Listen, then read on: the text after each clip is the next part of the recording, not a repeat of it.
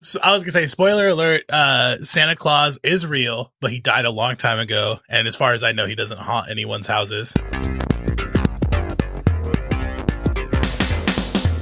Hello, everyone, and welcome to a special holiday edition of Irenicast. I'm your host, Jeff, and with me is my co-host, Alan. That's me.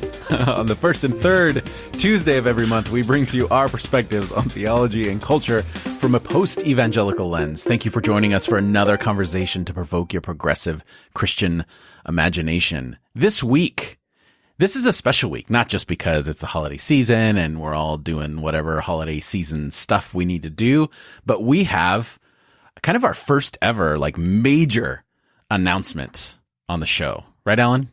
Yeah, outside of us moving to us two, this is major. This is major. This is bigger than that. And it's not like a... This is bigger than that. It is bigger than that. More exciting. So you may have noticed over the past few episodes that we've had some of our friends from intersections come on the show and share a little bit about topics that they're passionate about and that they're experts on. And there's been a lot of stuff happening behind the scenes here at Irenicast since May. And one of the things that we have been talking about and planning since then is the official rollout of 3 brand new, regular, full-fledged, equal partnered co-hosts in our friends Bonnie, Raj, and Casey. Bonnie, Raj, and Casey, welcome to Irenicast. Not just this episode, but to Irenicast, the entire show. Woo! Thank you. Bum, bum, bum, bum. So exciting. You know what? I don't think people know how exciting it is. If they knew, if everyone knew you guys like I know you, they'd be excited too. Well, they're about to. They're about to, because how this episode is going to work, it's going to be a little bit probably longer than normal, which I know everyone's excited about because you have more reasons to escape your dire family situations, if that's your case. And it's Christmas. We spend more time inside. That's right. So we're going to kind of split this up a little bit. We're going to give everyone a flavor of what we normally do, but we're also going to open this episode by kind of telling our story, our news story, as far as where we're going for the podcast, how all this came together. And then we're going to talk a little bit about, we're going to have kind of like a mini conversation about politicizing Christmas and what that means and what other people think that means. And then we're going to finish with a fun Christmas segment that I'm looking forward to. So let's kind of just start clean. Okay. So this podcast started. This is a little history lesson for everyone. Gather around the fire, everyone. Get your... I think it's been a while since we've talked about our origin story. I think it has been. So back in 2009, Alan started a blog called Irenicon. And it was his secret way to rebel against his evangelical context without anyone knowing, without getting fired or suffering any major consequences. Process. I'm not a rebellious type. You know what I mean? Sorry, I was projecting myself on your story, Alan. That I couldn't talk about in church, and I did it anonymously, and it was like this big thing back then to go public with your name on your blog, and it did have fallout and stuff. But yeah, that was a place for me to kind of chronicle my journey, which is a little bit horrific because I go back and look at stuff I wrote a long time ago. I don't know if you all have this experience, but like stuff that you've created a long time ago, and you're like, man, that Alan was sure something way back then. And I tried to get Jeff to join me in blogging. That's how it started, to write a little bit, because I appreciated Jeff's perspective. And I'm basically hijacking the story because I have to tell it, right? That's okay. I'm used to it. You listen to our past episodes. You'll see this is... So Jeff and I are actually we're brothers-in-law, and we had my cousin, Mona, Melody, and all 3 of us have been having conversations of a theological nature for I don't know how many years, since 2006 or 7. So over 10 years. And it's the kind of thing that we would talk at Denny's with all of these youth and stuff. Everybody would fall asleep, but all 3 of us would continue talking. And so after doing that for so long, we decided to do the podcast when she was getting her MDiv at Boston. And I was studying at Fuller. And so that's kind of how the podcast started. And all 3 of us come from very conservative, different flavors. I mean, charismatic, Baptist, but evangelical backgrounds. And we were trying to chronicle where we were headed, because it probably wasn't the same place, and just have a snapshot in time of what it looked like for people in seminary to move away from where they were at to where they were going. Right. And that birthed what you know as Irenicast. And we went 100 straight weeks, 100 straight episodes with the three of us. And after that episode 100, back last year in 2017, we decided to take a break. Took a 9-month break. And during that break, Mona decided that she would just come back occasionally and not be a regular co-host. And Alan and I started again, just the two of us. And we were a little apprehensive about that. I think at first, like there are a lot that happened in that year spanned, but we went forward. We went from weekly to, twice a month like we are now because our schedules were busier and it was just the two of us and we were trying to manage all that. Because once a week is a lot. It was a lot. It was a there lot. Were so many there were times some where weeks where we were just kind of like, oh, we got to do Jeff this. made us record. I did. Even though we didn't want to. I was pretty militant about making sure beautiful. we were there. It was. And since then, we've kind of seen an explosion in terms of all you all that are listening. We've had so many great new listeners since Alan and I started doing this alone, but we were also a little weary of doing it alone because one of the things that we had a problem with most in the space, which is, I guess, ironic or hypocritical, is that everyone looked like us. It was, bearded white guys headed towards middle-aged and, Hey, I'm young. Come on now. Well, yeah, I guess so. You are younger than me. But really, we're all headed towards middle age. That's true. We are headed that way. I think that the term is brogressive, is what some people are saying. Or bromergent. Bromergent. Yeah, it's either bromergent or progressive, but everybody in this space, like in the progressive Christian podcasting circles, did look like us. They did look like us. So you get one perspective. Not that we all have the same perspective, but you get one demographic, and that's very unfortunate. Right. And probably a few months after we started, I guess the beginning of this year, 2018, in January, Alan kept telling me about these people that he met, these wonderful people that he was starting this thing called Intersections. And he kept saying it's a brick and mortar version of the podcast. It's a brick and mortar version of the podcast. And if you listen to those last episodes in his little closing spiel and all the things that he's got going on, he'll mention, I'm doing Intersections. It's a brick and mortar version of our podcast. And I kept hearing. And I'll tell you why. I need to say why it felt that way for me. Because this podcast started as like a family thing. I mean, all three of us knew each other for so long. We were family. We were comfortable with each other. We always opened up before we recorded, not on air, unofficially, with sharing each other's like personal lives for a really long time before we pressed record. And out of that came something really cool. Once Casey put all of us together, Bonnie, Casey, Raj, and I, it felt like family pretty quick. And we were doing like the group theology care thing with each other for a good long time. Was it like a year or something like that before we invited other people into it? Yeah, I think so. Yeah, it was. It was a year. Yeah. And so the reason it felt like that for me is that, and to this day, we still do it. Whenever we meet together, we start with us for taking care of each other, listening to each other, being really well connected. And out of that comes something really beautiful.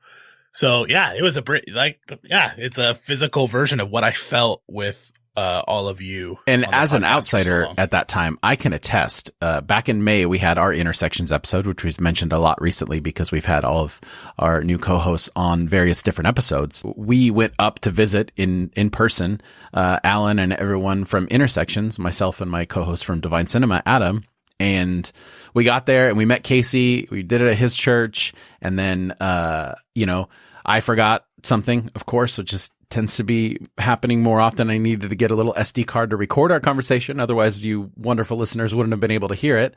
So Adam and I got in the car. We went to Target. And by the time we got back, Bonnie and Raj had joined them. And we walked into the room. And literally, I can tell you, it was this tangible difference in the room, the way it felt. And they weren't talking about anything in particular. It was just the connection that you just walked into. And it was amazing. And I remember after we'd recorded that episode, telling Alan, I was like, Alan, you have something amazing here. People that are your colleagues, but also your friends and your family, that you have that kind of connection that quickly. And in that way, like, don't lose that, because don't move away. It's the dream. It really is. It really is the dream. And then like a month or two later, Alan said that I think Raj was asking you about Intersections wanting to start a podcast, right?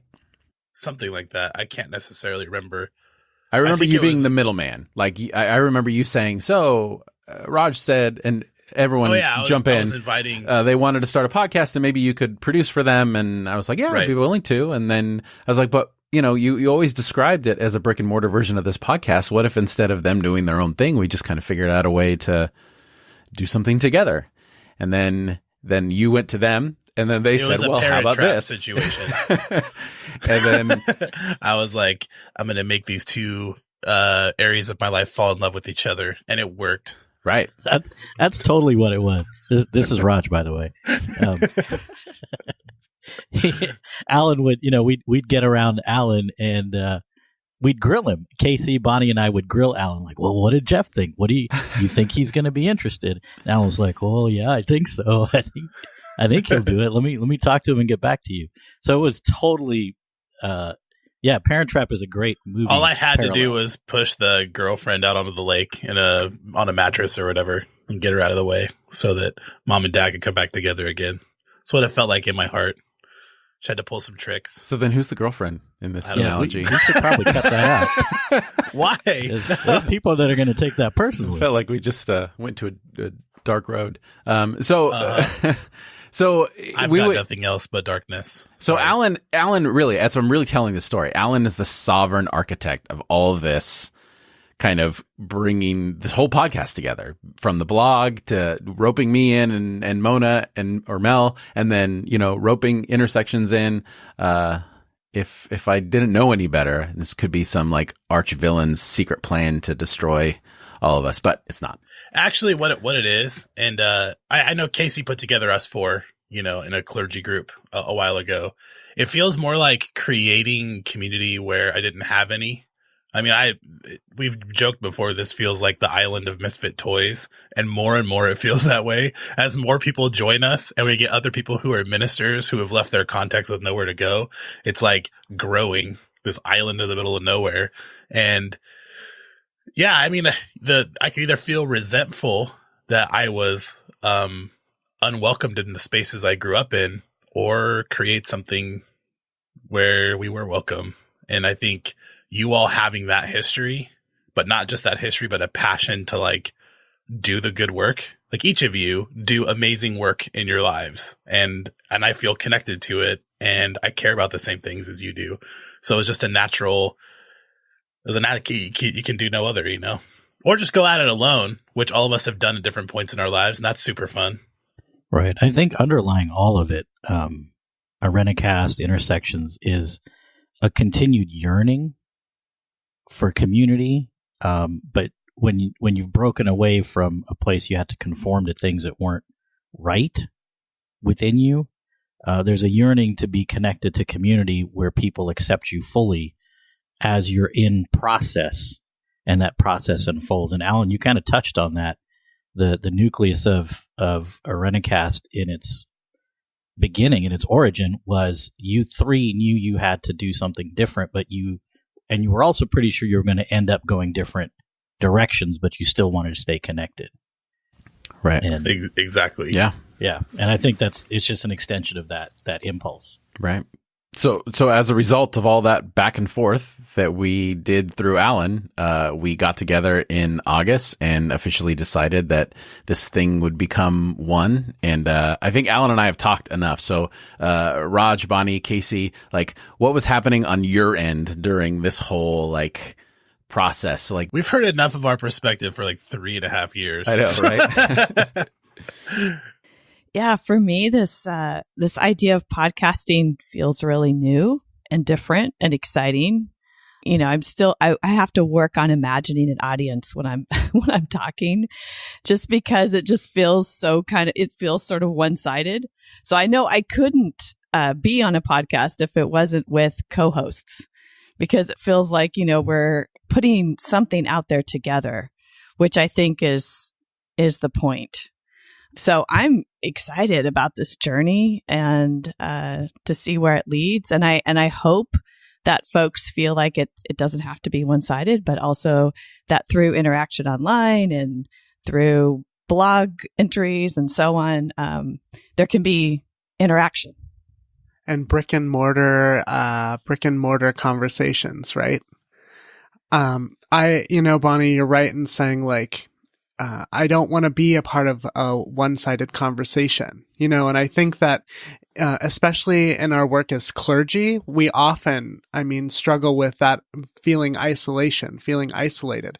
But I think it's even worse because for many of us, we come to this work after already being isolated in another tradition, right? And so finding each other, not just as clergy, but also as ex-fundies, to find the space to be in relationship and fellowship, it's sort of like we have something so good that we can't not share it, right? It's like we need to be able to have this platform so that others know that they're not alone. Whether you're a pastor who is, changing your mind about things that you always knew to be true or you thought you did anyway, or you are coming out of a tradition and you have had to leave all of your friends, and maybe even family to find this new truth or to find the more clear version of how you understand yourself in God. This gets to be the space where people can feel like they're not alone.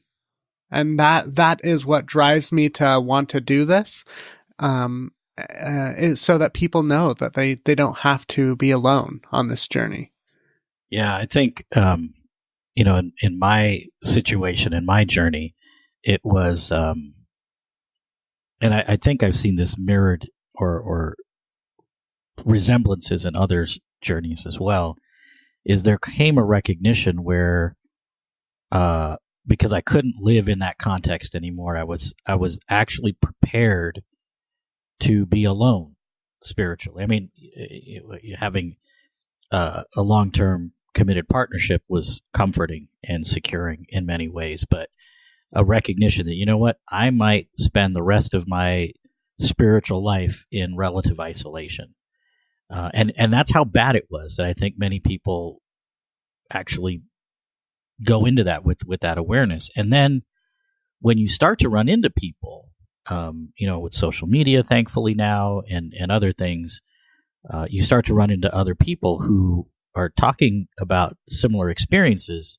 At least initially for me, I wasn't sure if I could trust it. I was like, yeah, I've heard the sales pitch before. They're just waiting to hook me back in. And so stayed away. And that was a similar experience actually when Bonnie first came to me and was like, hey, you need to meet Casey and Alan. And I was like, no, I really don't.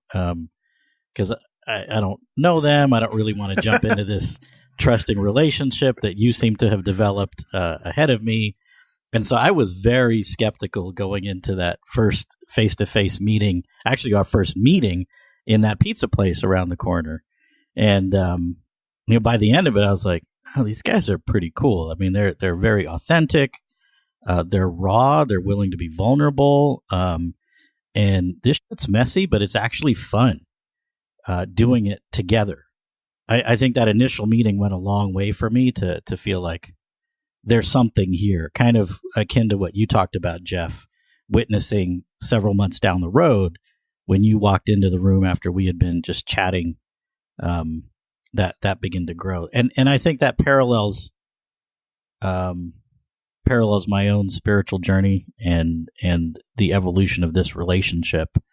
And we love to debate and disagree, but yet we're deeply and intimately connected as friends.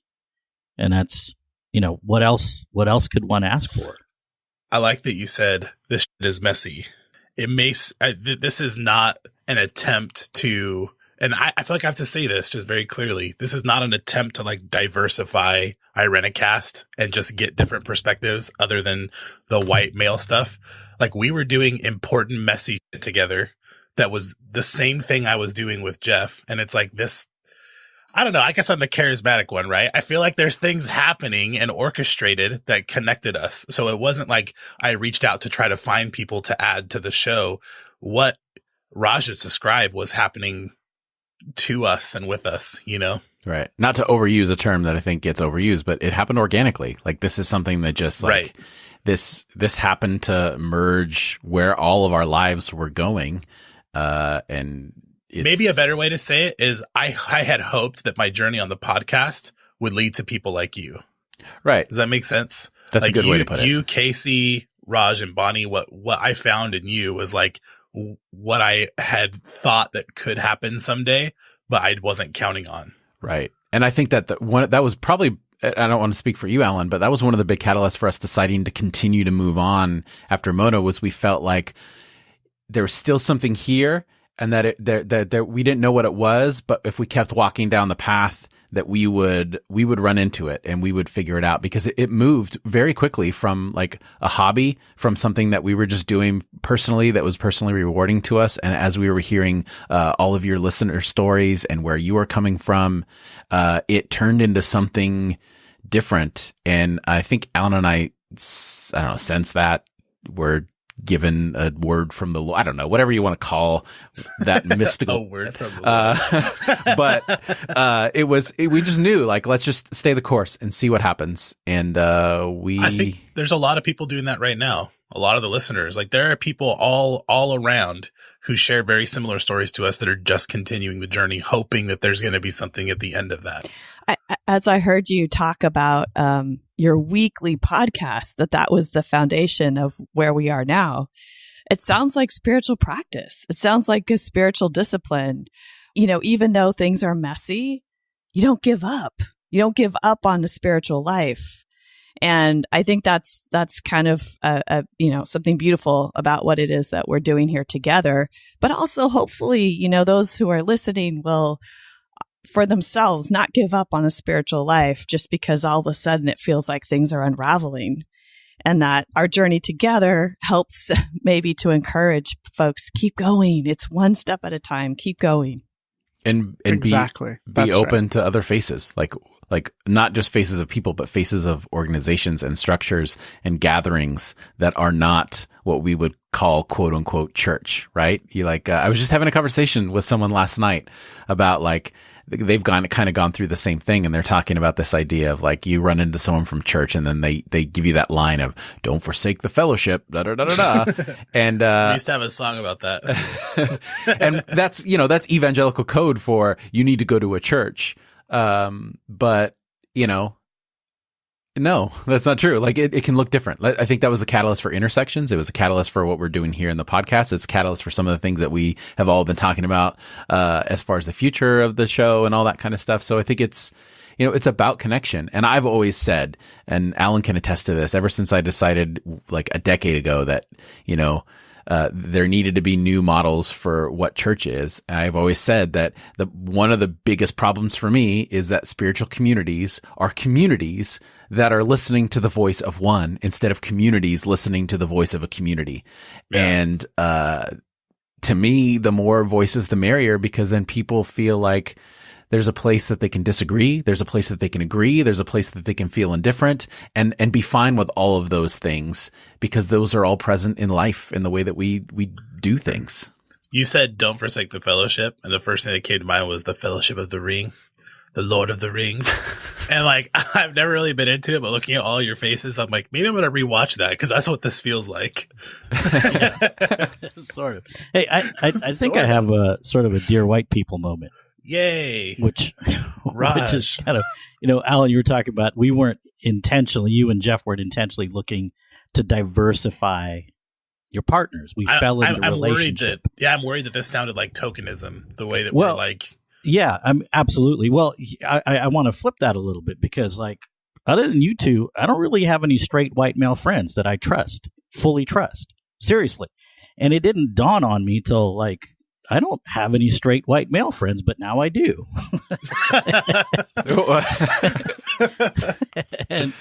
and it was maybe kind of we were diversifying our friendship. We're the tokens, Alan. We're the tokens. Actually, I think, yeah, in our, like, circles that we run in, as far as with our denomination, Casey, that might be true. Well, and one of the other things that I think is important for particularly straight white men to understand is, do not assume that people that you're close to or that you think you're close to are truly trusting you as a friend. Right. I think there are some assumptions, and I'd say it's the same as a straight male, that women who I'm in friendship with, or queer individuals that I'm in friendship with, I might be assuming that we're in a more trusting relationship than we're actually in, because it's got to be earned. You know, when you're in the relationship from a place of privilege, there's got to be some real listening and learning, and be willing to have your own stuff called out. And you both have taken stuff from me. I've taken stuff from you around race and other things. And it's helped form a real relationship. So I wanted to point that out, because there is a real danger that this, the five of us could look like tokenism at its best. Yes. And it's not, because if I didn't trust you, I wouldn't be here, because I ain't getting paid. Right? This is not like we're not doing this. You're not bleeping this out, Jeff. You're not bleeping this out. I'm interested in Tolkienism, not tokenism. Tolkienism. But so I guess what I'm trying to convey to the audience is these connections are authentic. Our fellowship is real. Yeah. Man, I want to do a whole episode about that. Your friends may not trust you as much as you think they do, because they know the other shoe's going to drop eventually. Well, this is an episode. Let's not turn this into a planning meeting for the future. So, no, that's great. We're going to do an episode on that in the future. Thank you, Raj. That was deep. And I saw Bonnie agreed a little bit. I saw that. Well, yeah, definitely. I think, we talked a little bit about like organic connection. Perhaps, there's something even beyond that. I maybe share your charismatic roots, that there's this like God moment. I mean, really, to be in the space together and to have been put together the way that we have. I don't see it as coincidental at all. And I am excited to see what's next. Casey, how about you? What are your hopes as we move forward? Like I said earlier, I'm really looking forward to continuing these conversations and knowing that they're not just happening between the five of us, but they're happening all over the country, maybe, who knows, all over the world. And people are getting to share in this experience, share in this conversation with us. And whether that be through social media or meeting us in the brick and mortar versions of these conversations, I'm just looking forward to hearing more people's stories. I'm looking forward to hearing how this is how they hear us, and then we can hear them. That's what's most important to me. I value the four of you deeply, and really look to you when I can't find my own way. And so to know that this is a trusted relationship that we share, and that we get to include a larger audience into that trusting relationship, is so beautiful to me. And that's what I would say. So how this is going to work is, we don't know. We don't know if we're all five of us going to be on every episode. We don't know if we're going to keep kind of mixing up with the rotation. We're still figuring out the nuts and bolts of all that kind of stuff. However, I do know that over the next couple months after the first of the year, we're going to have some bonus episodes where you're going to be able to hear from each of our new co-hosts individually. I'll do a, quasi interview with them, and they'll be able to share their heart so you can kind of get to know them. So if you have any questions for them, after you've heard this episode, email us, send us a message on Facebook. All of that information is in the show notes for this episode at Irenicast.com/132. And I'll incorporate those into the questions. And then we'll finish that series of bonus episodes with Alan and I kind of giving a retrospective of a more full detail of the podcast origins and kind of where we are with all that kind of stuff, to catch up those of you who maybe you started listening when it was just Alan and I. Maybe I know that some of you, as we've had Mona on, or Mel on, a couple times since then, you've been introduced to her for the first time. So all you've known for the podcast is since since episode 101. So those will be bonus episodes. Those won't be our regular episodes. Our first regular episode of the new year, as Bonnie's official induction into the realm of being a co-host. She has a wonderful interview that she conducted just last week. So Bonnie, you want to prep everyone for what they can expect next week, or on the next episode? With a bomb friggin' book. I'm so excited, Bonnie. I know. Thank you. Oh, it was such an honor and privilege to talk with Linda K. Klein, author of Pure: Inside the Evangelical Movement That Shamed a Generation of Young Women and How I Broke Free.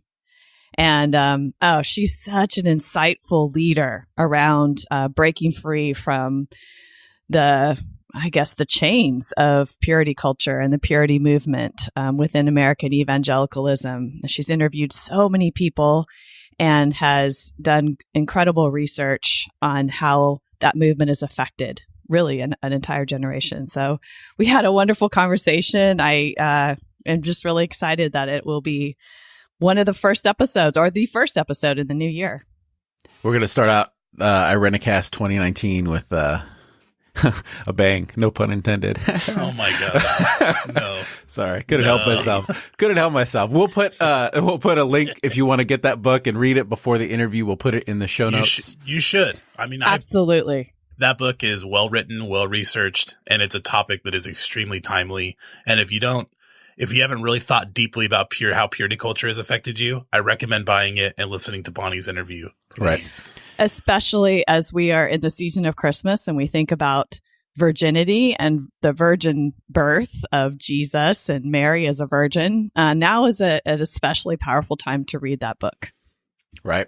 So again, that'll be in the show notes. And then that episode, the first Tuesday of 2019, happens to be on New Year's Day. So if you're looking for something to listen to while your family watches the boring Rose Parade or whatever nonsense everyone does on the New Year, participate in Irenicast. So we'll put that in the show notes again at irenicast.com/132.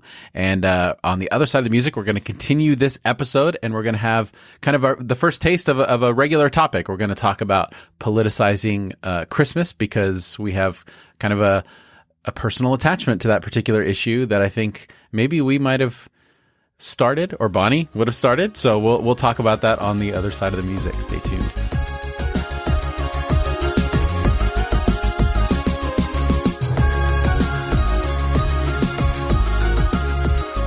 So for our first official topic as a newly founded Irenicast cohort of co-hosts, that's too many co's. We're just gonna have a conversation, holiday themed, around politicizing Christmas. And I feel like since Trump has been elected, because of his weird connection with evangelicalism, a lot of times we get political, and I think maybe it's easy for everyone to feel uncomfortable attaching religion and politics. But I think that maybe it's actually very biblical to do so. So, Alan, kind of frame this for us. Like, why are we talking about this aside from it being the holidays? Do you hate Christmas, Jeff? Are you fighting Christmas? Is that what this is? Yes. All of you politicizing Christmas and making it about something that it's not. Just another iteration of the war on Christmas. And that's really what people are saying. I mean, Hannity had a big thing where he pointed out that, I mean, every single year, right, since we've done this show, there's always been the war on Christmas with like Bill O'Reilly. Rest in peace. You can't say he's not dead. He's just dead. Not there, right? His show, rest in peace, pieces for the show. But it was always like, the Starbucks is changing their cup. Everyone got pissed at that. The next thing happened. This year, it's two big things. One, all the liberals are angry at Melania for her like hall of death with her red trees or whatever. And they're like, oh, liberals are just triggered by anything. And then it's the politicizing of the holiday. And that's how they say it. I mean, Hannity tweeted this, had a segment, and he's like, there are these churches out there that are unnecessarily taking Christmas and desecrating it with politics. They are locking Jesus up in a cage and separating him from the Mary and Joseph, and how dare they tread on this sacred creche, this sacred nativity scene. And everybody agreed. Why would you mix politics and religion? I don't want to be preached at when we talk about Christmas. I want to feel good. Well, perhaps we should ask a clergy who has done exactly that.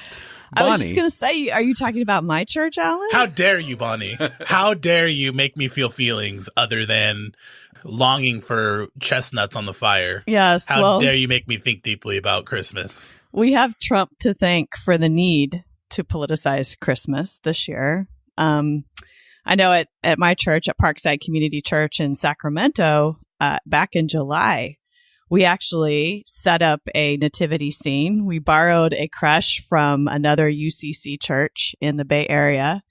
And my co-pastor, Reverend Elizabeth Griswold, she came across this idea, like, why not set up our nativity scenes and use our own story to illustrate what is happening at the border?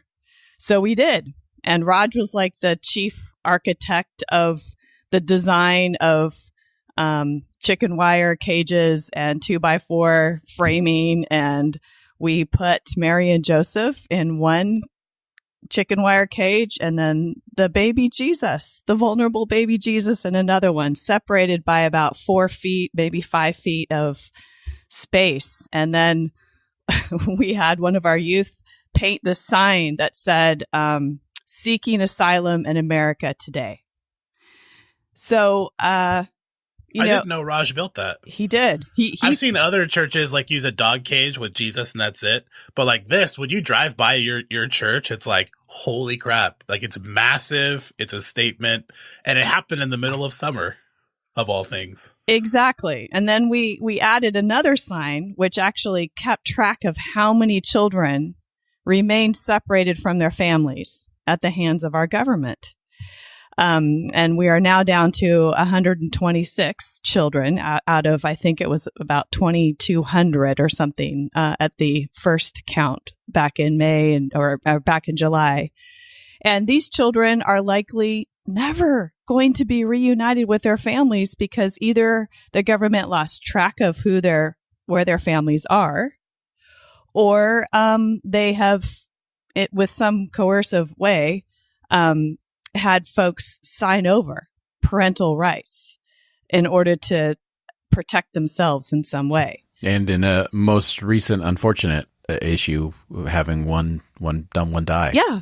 Yeah. I mean, it's our role as churches, I think, as spiritual communities, to use our stories to highlight evil that is happening in the world and to call it evil, and to empower and mobilize people to do something about it.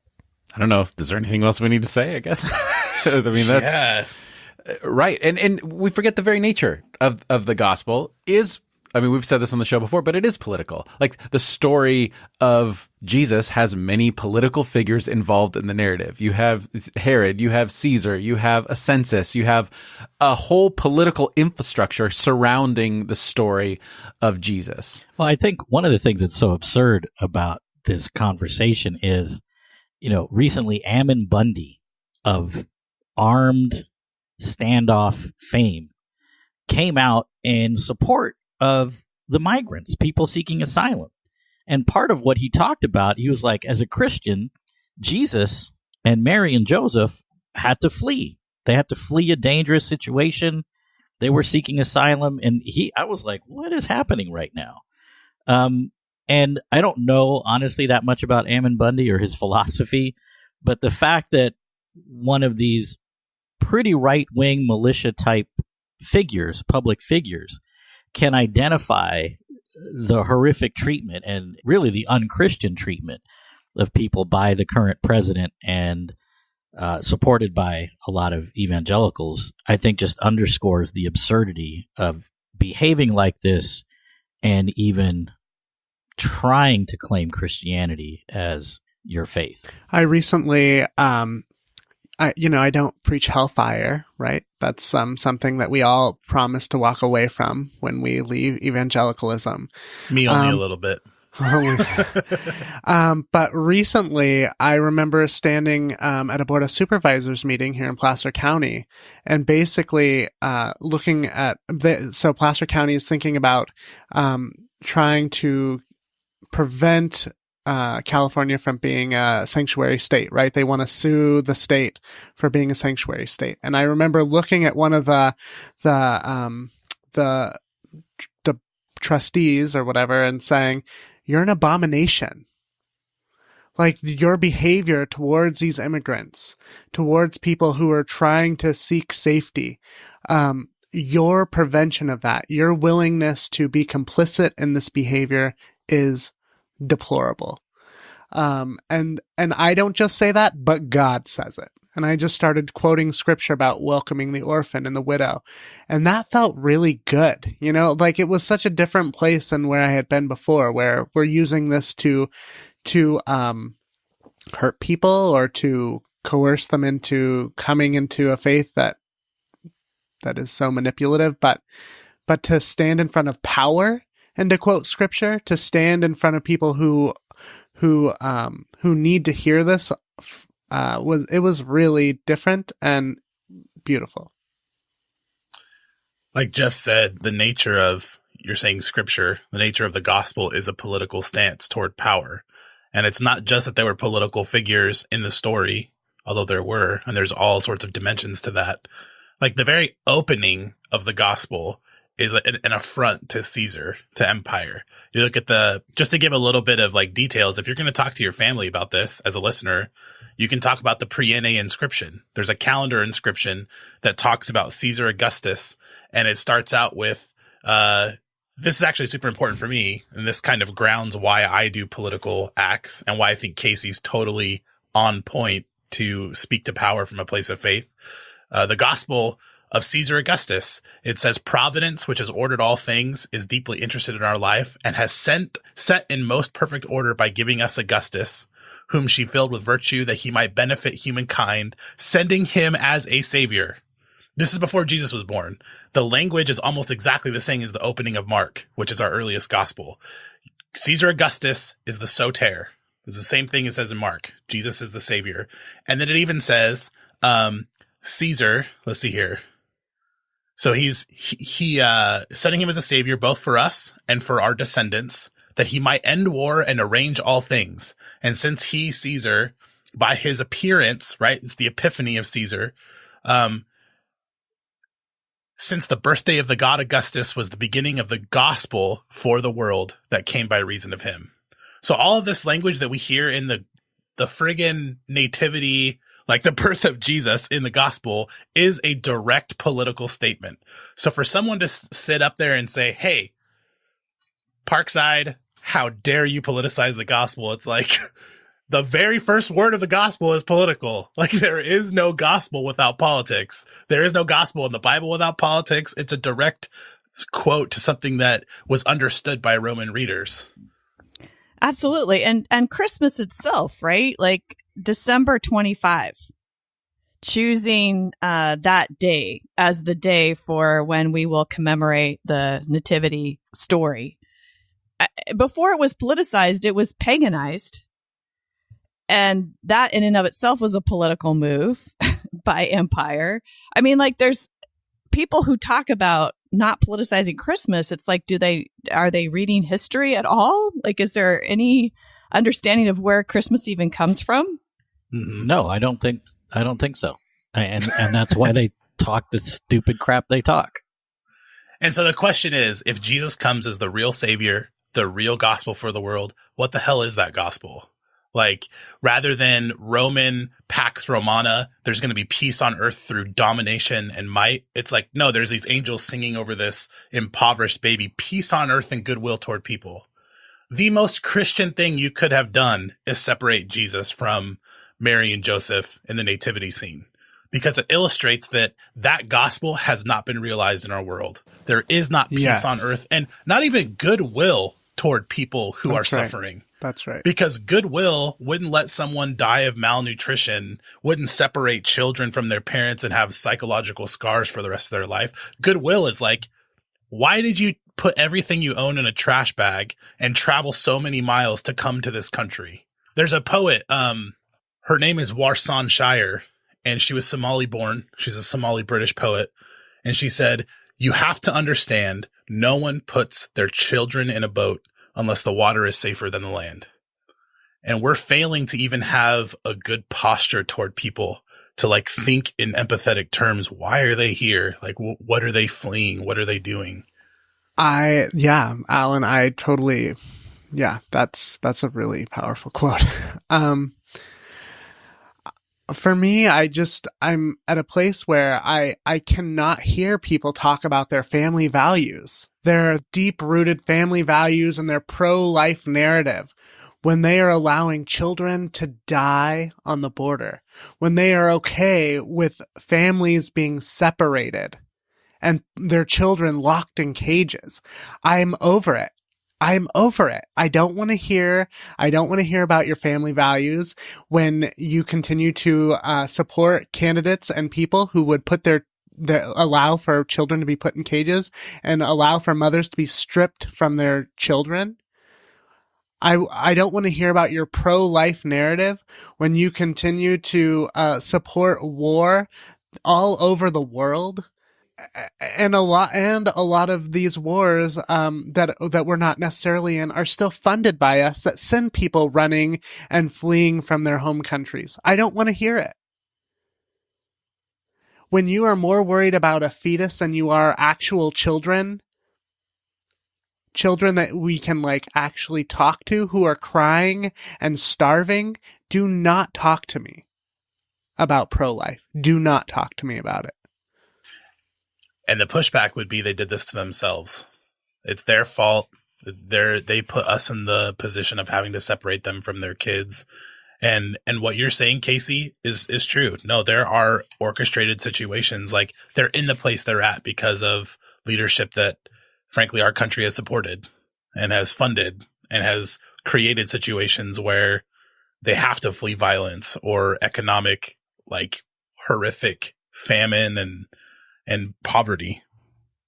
Well, as an immigrant, that rhetoric is really interesting because a lot of the people who talk that rhetoric, their families came fleeing something. And it's like, you get out and then you go back to whatever your home country is or whatever you can trace on 23andMe and then talk about it from there. Do your best to get by. Now, if my family came for opportunity. We weren't fleeing anything. Once they opened stuff up for India and Southeast Asia, we all know the immigration policy in this country is historically racist. But over time, it's racist, and it's racist right now. Over time, it's softened to different parts of the world. And I'll tell you what, Indians, you let us in, we're coming. We're coming, and we're going to buy stuff and own stuff and educate our kids, et cetera. Anyway. Before you continue, I think that's actually an important point. There are countries in the world you cannot come here unless you have $10,000 in your bank account. Right. And so it's racist. My immigrant experience is not the same as what folks on the border are experiencing, what the Irish experienced when they were fleeing famine, and what other European groups were facing when they were fleeing persecution and so on. I can go back home.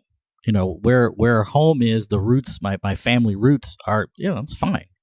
So this was an option, but it's just bizarre how some people who their own family history in this country was also a similar flight from persecution, starvation, and uprooting yourself at great peril. Well, not only that, but the basis of American Christianity is to have the freedom to practice your type of Christianity is the colonies, like America's founding on your whatever version of Christianity to be safe. And not only that, but aside from the whole the race issue of it, it's the class issue of it. Like, there's a reason that Jesus was in a manger. There's a reason that Jesus and his family had no place to stay. Like, it was an economic one. And our immigration policy is, we're going to be friendly to Saudi Arabia, who will chop up a reporter and do whatever we can to justify that because, we don't want to give up that billions and billions and billions of dollars, but we're not going to, and who have been literally tied to 9/11. Instead, we're going to take that rhetoric of 9/11 and attach it to some poor family who's trying to escape, a gang who's hurting them, or an abusive relationship, or an abusive economic system where they don't have anything else, and then they're going to come to our border legally to seek asylum, and then we're going to tear gas them. Like, come on, no, stop it. Stop using that kind of rhetoric. And when you talk about, what are they going to do with this, right? Alan, you were talking earlier, it's their fault, right? It's their choices. Right. We just go right back to scripture. Jesus, who sinned, the blind man or his family? And Jesus responds with, neither, you dope, but this is for the glory of God, right? And And how do we get to a point of seeing immigrants as blessing? How do we begin to widen our table and allow people to be seen as blessing and valued, instead of burden and burden, I guess. Yeah. Yeah, it is a matter of perception. I mean, actual terrorists will let their money in. We will let their money in, right? So you're talking about Saudi Arabia, but we will talk about, I mean, our own president said they had arrested 10 terrorists at the border or whatever, which is not true. It's not true at all. There is no like backing to that, but we'll take your money. We'll take literal terrorists connections, but we will turn away refugees and call them possible terrorists, call them possible drug dealers and stuff. And rather than seeing them as the real blessing, I would rather take hundreds of thousands of people fleeing desperation than take hundreds of millions of money from somebody who is frankly evil. And that's where the Christmas story is so powerful. Mm-hmm. How do we see immigrants and refugees as blessing? We look at our own holy family. That's and right. We see in every single refugee family crossing the border, a holy family coming, right. Seeking refuge, fleeing violence. So what the hell is the story for? What is it for if it's not for that? That's what I want to talk about, because the option is, I want to hear from you all. What would a non-political gospel look like, and who does that serve? King Herod. Is it right? If you take the politics out of Christmas. One of the things that all these things kind of divert us from is talking about commercialism at Christmas. I mean, you want to get to the core of it, like you talked about, Alan. We'll take Saudi money, go shopping. We've just been attacked by terrorists, legit terrorists, 9/11. What does the president say? Everybody get back out there, go shopping, put money into the account. What? I mean, that's the American way, right? It is. And that's the American gospel. Right. That's exactly what I'm saying. It's awful. It's a way to numb oneself from the realities of what is in the world. And when you bring stories like the Nativity story to light, then folks they're confronted with having to see themselves in the story. And if you have to see yourself in the story, you may have to identify with the evil powers in the story rather than the lowly and the refugee family seeking asylum. So you're saying a non-political Christmas is numbing. It numbs everyone. It numbs everyone. Non-political Christmas. The slogan is "Stay in your place." I mean, but that's the idea of the gospel, the non-political gospel also, right? I mean, this is why there are so many big box churches where they stand up there and make everyone feel good on Sunday morning. They sing a few beautiful songs and never confront the truth of their lives and the privilege they hold. It's narcotization. No, they celebrate the privilege. Come in, feel good, drink coffee, and give us your money. They celebrate the privilege and then call it blessing. That's right. I don't think it's a privilege. I think it's a sadness. It's an addiction. I mean, we can talk about privilege, having stuff as privilege, but I mean, it's if you're not really alive, living this life, how is that privilege? Well, I want Casey. Did you coin that big box church, or did you get that from somewhere? I'm sure I found it somewhere. I've used it for a long time. Just big box I think that's put it out in quotes and add Reverend Tinnin to that. But I mean, to me, that says so much. That speaks volumes. That imagery, the big box church. I think that's the crux of it. I want a big box Christmas. Bonnie, I want to go back to what you're saying about privilege. Right. I mean, who is privileged, right? And the narcotization of those in these big box churches and these mega churches. Evangelicals. Like, I hear you, but I also want to say privilege allows them not to talk about it, right? So when LGBT people come into worship, it's almost like dog whistles. They have to listen clearly for this message that tells them that they're not welcome, because they're not actually going to say it out loud in these big box churches. And so when LGBT people, the people that I know who come in and talk to their friends and say, well, would I be welcome at your church? And the response is, well, I think so. They say everyone is welcome. It's that narcotization, the unwillingness to have to hear anything than what you want to hear, that I think evokes that sort of privilege. Right. And ignoring the fact that someone from that place of power saying not to politicize Christmas is a political move, politicizing Christmas. It absolutely is. And the numbing of people. Yeah. Right. Yeah. It's a weaponization of Christmas, honestly. To tell certain people groups you're not allowed to do with Christmas what the gospel does. It's like you're taking away the power of the gospel to actually liberate people. And it can only be done from a position of like dominance, which is, I totally hear what you're saying on that, Casey. All right. Well, this turned into maybe a little bit more than a mini conversation, but that's good because there's a lot to talk about here. And we have a lot of voices to balance now, which is exciting and wonderful. So if you want to be merry and work in the Christmas spirit, then challenge someone in authority this holiday season. Yes, while wearing Christmas attire. That's right. Yes. That's right. Preferably an ugly Christmas sweater. Ugly Christmas sweater. Yeah. So add your particular voice to this conversation. You can do that at the show notes at irenicast.com/132 or on the Facebook post associated with this episode. And we're going to finish this episode with some Christmas fun. We're going to do a little bit of a holiday segment so you can kind of get to know everyone. And then we hope that whatever you celebrate and whatever you're celebrating, wherever you're celebrating at, that it's a good one. And we are excited, and hopefully you are too, about the continued future of Irenicast. So on the other side of the music, we're going to have some holiday shenanigans.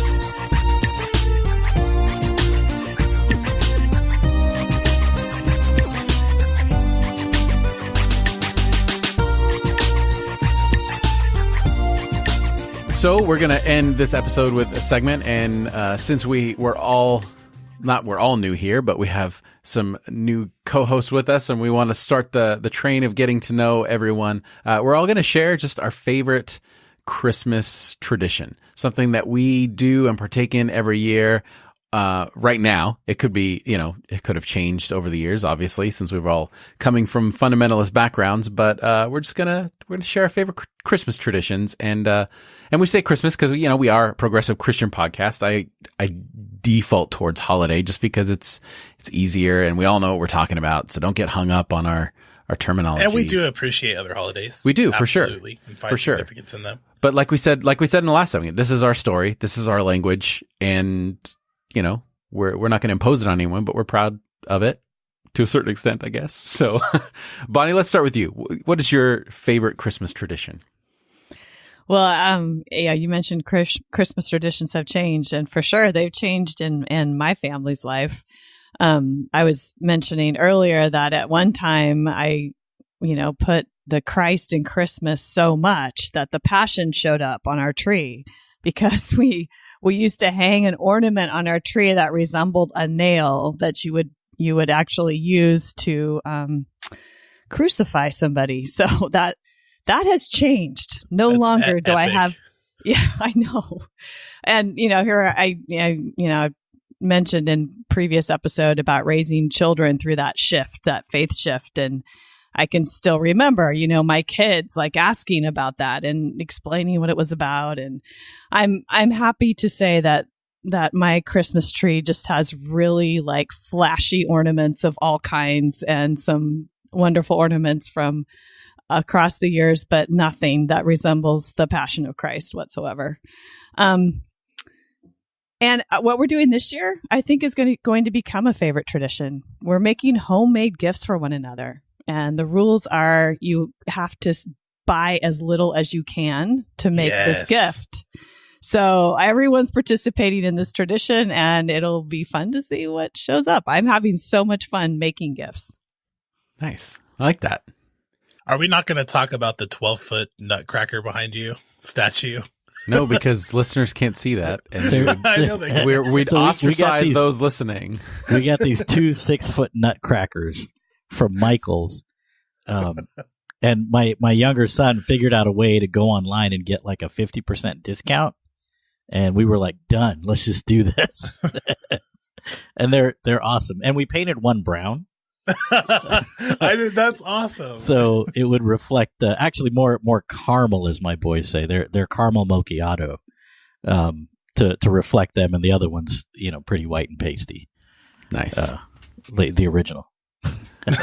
Well, Raj, I mean, I don't know. Do you still have a Christmas tradition? I guess it was, I didn't think it through when we talked about no, as far as tradition goes for Christmas, it's food. I mean, holidays for me growing up in particular, and in my current family after getting partnered and having kids, food is like a big deal. Growing up, we had a huge family get together. A bunch of family immigrated to the Washington, D.C. area from India in the early 70s, and we did pretty much everything outside of work and school together. On the weekends growing up. So Christmas was huge. We would sometimes rent a park and rec building.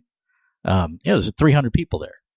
And just big vats of curry and rice, biryani, which is kind of a big deal. And you just gorge all day. The kids would go outside and play some football, get a little hungry, come back in and eat more. And then in our nuclear family now, food's a big deal. And I tend to hey, let's have some rice and curry. And Bonnie's like, no, let's do a French country Christmas this year, cuisine. Let's do an Italian meal. I'm like, whatever, let's just eat. But food is still really central for me, because that's the time when everyone sits down together. We talk, we listen to each other, and, put some intention into what we're making, because we tend to be so busy that we kind of eat out of the refrigerator a lot. I like it. It's good. Casey, how about you? So I have a new tradition as well, and this comes from my partner Jose's family. A few years ago, I was invited to Jose's dad's family Christmas Eve celebration, and there are 12 siblings, so there were a lot of people. But at midnight, they all gathered around in the living room and started singing these songs in Spanish. I had no idea what was going on. And baby Jesus was not in the manger. He had been hiding for, all of Advent. And they bring baby Jesus out and they parade him around the room and sing these songs. Well, Jose knows that this is coming and hid in the bathroom. And so here I am, the only other family member from Jose's family except for his dad. He and I are standing there. And we're singing these songs. Again, I don't know what's being said. I'm just smiling awkwardly, and everyone's looking at me like, who is this guy, But I loved this, taking baby Jesus out of the manger and hiding him until Christmas Eve, And so this year when I set up my nativity, I hid baby Jesus, and Jose said, if you expect me to sing those songs on Christmas Eve, it's not happening.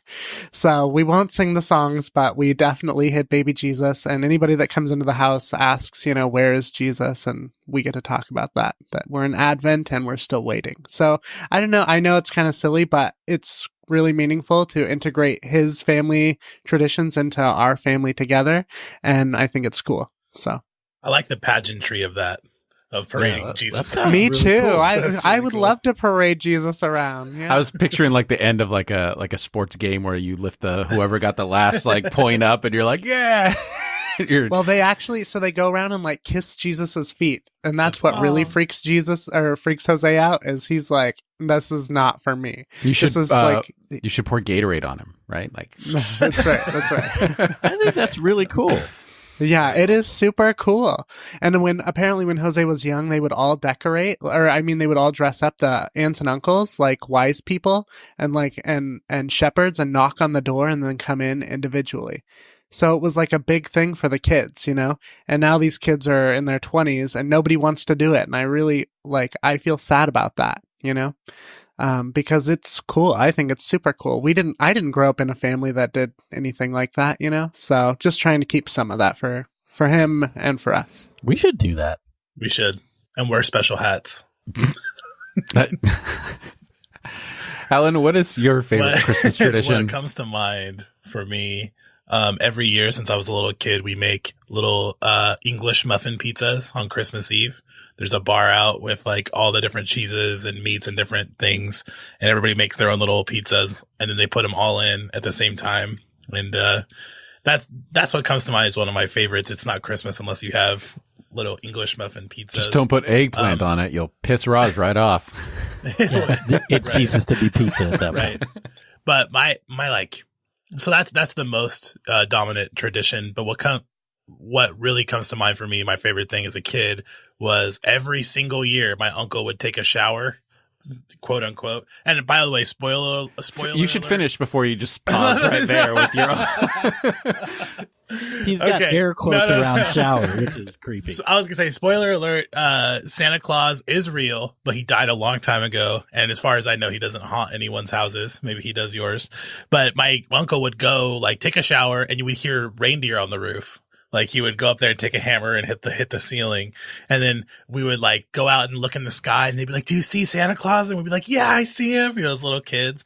And then he'd come down after everything was done, like drying his hair. And we'd be like, "Oh, you missed Santa Claus." And it was the same uncle every single year at the same time. And I never caught on. So that was my favorite Christmas tradition. And yeah, next time I'll try to hurry up and finish I have a bad habit of not finishing my story on really like unfortunate pauses. Yeah. Where everybody's waiting you always qualify something right after something that really needs way more qualification. How about you, Jeff? For us, it's always like the day after Thanksgiving is like the official start for us. So the day after Thanksgiving, before my daughters were born, my wife and I would each watch our favorite Christmas movie. For me, it was Die Hard. And then for my wife, it's the Arnold Schwarzenegger's Jingle All the Way. Such a good movie. But since we've had our daughters, Die Hard, they're not ready for that yet. Maybe next year. No, they'll be 6 next year. They won't be ready for that. So this year it was Elf and Jingle All the Way.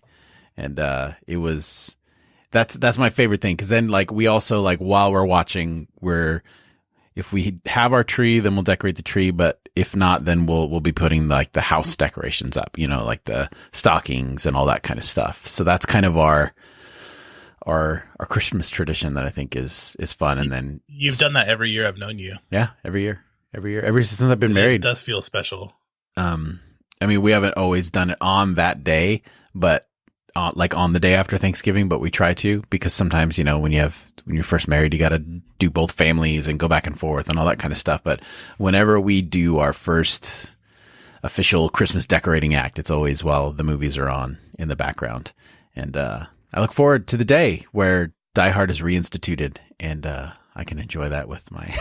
Isn't Nightmare Before Christmas the best Christmas movie ever? That's a good. Let's fight about that. That's fantastic. Jose would tell you that is. It's so so that good. is the best. Totally.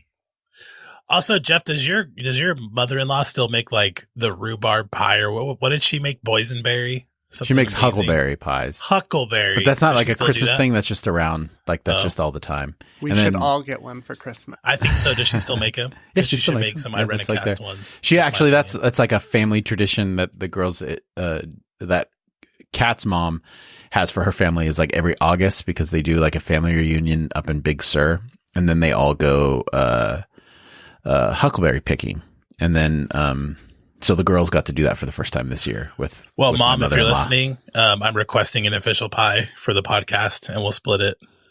Please make one. It's I'll so ship good. it to you. I don't know if she'll be listening. So yeah, that's what we do. And then food, obviously, Raj, I'm right there with you. Like Thanksgiving is our turkey meal, and then Christmas has turned into our prime rib roast meal. And I love to cook. Those are my 2 favorite meals to cook throughout the year. So that is our Christmas traditions. So everyone who's listening, we'd love to hear your favorite Christmas traditions or holiday traditions, or whatever the holidays have morphed into for you and yours, if you've gone through your journey of deconstruction and reconstruction, or you're still in the midst of deconstruction or whatever. Let us know. Or how you're going to politicize Christmas this year. Yes. We'll celebrate with you. That's right.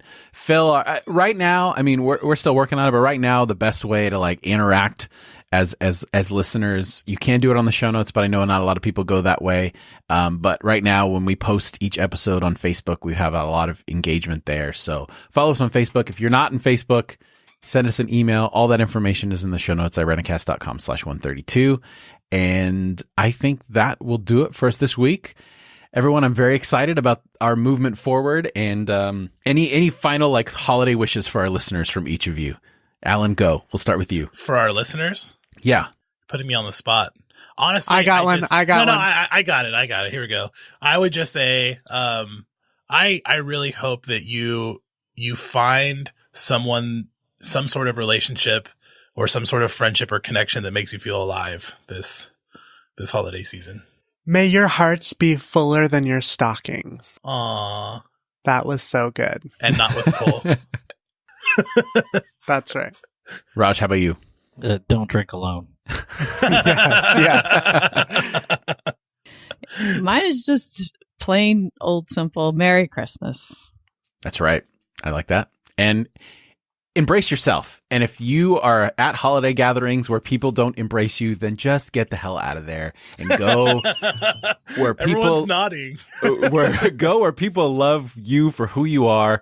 And if you don't have that place, then message us, and we'll drink with you. And we'll don't drink alone, especially maybe we'll Raj do is like offering to drink with all of our listeners. Yes, we'll do a Facebook Live, whatever. We'll do something. On Zoom. So let us know, and to all of us, I love to say we can say that now. All of us here at Irenicast have a wonderful Christmas, holiday, all that kind of stuff. Don't forget to subscribe to the show and never miss an episode as we move forward into an exciting 2019. We're available on all other major podcasting platforms, Apple Podcasts, Spotify, Stitcher, Google Podcasts, and many more, and Pandora soon to come in 2019, which is awesome.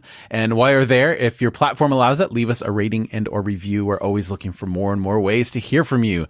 And you can also fill out our listener survey. Give us the gift of your personal information. It's super helpful for us as we continue to evolve the show. That's at irenicast.com/survey. So for this year, for this era of Irenicast, I'm Jeff. I'm Alan. I'm Raj. I'm Bonnie. And I'm Casey. And together we're Captain Planet. Or Voltron, or Power Rangers. Our powers combined. Thanks for joining the conversation.